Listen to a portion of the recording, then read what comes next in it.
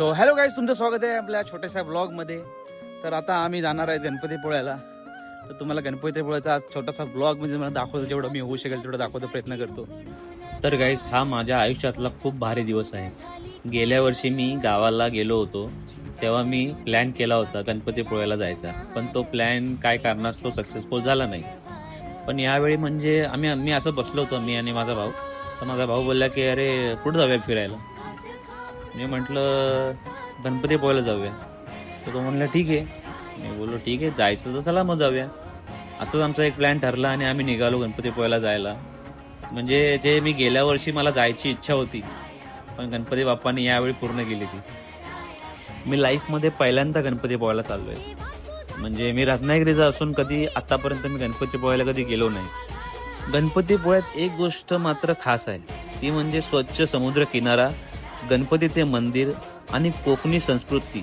यामुळे गणपतीमुळे हे प्रत्येकांसाठी आदर्श ठिकाण ठरते.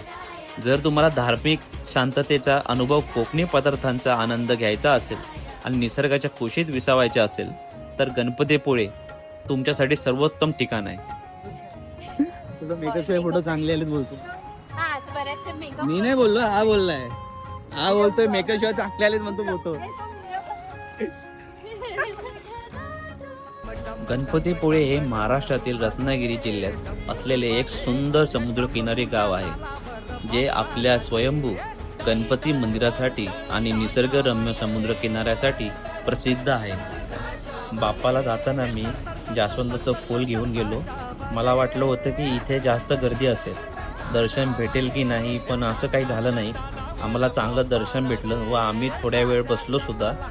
मी गणपती बाप्पाकडे एक गोष्ट मागितली आहे, ती कधी पूर्ण होईल काय माहीत नाही, पण आमचं नशीब इतकं चांगलं होतं की आम्हाला आरतीसुद्धा भेटली व आम्हाला महाप्रसादसुद्धा भेटला.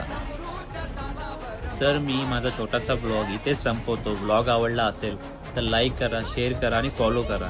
आणि आम्ही महाप्रसादाचा लाभ घेतो. तर आपण भेटूया पुढच्या ब्लॉगमध्ये. Bye bye. आणि माझ्या घरासाठी मी प्रसादसुद्धा घेऊन गेलो होतो, बघा.